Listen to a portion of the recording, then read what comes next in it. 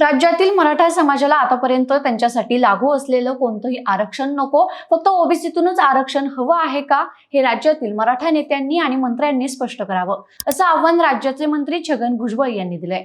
मराठा समाज यापूर्वी खुल्या प्रवर्गातील 50% येत होता, मग पंतप्रधान मोदींनी 10% आरक्षण दिलं. आर्थिकदृष्ट्या आणि शैक्षणिक मागास आहेत पण सामाजिक मागास नाहीत, अशांसाठी हे 10% आरक्षण होतं. त्यामध्ये एकटा मराठा समाज 80% होता.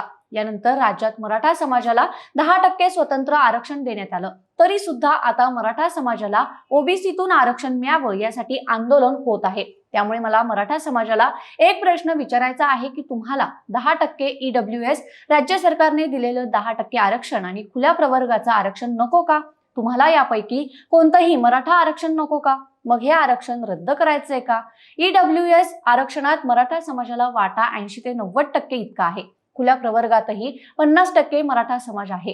हे सगळं आरक्षण सोडून तुम्हाला फक्त ओबीसी प्रवर्गातूनच आरक्षण हवं आहे का, असा सवाल छगन भुजबळ यांनी विचारलाय.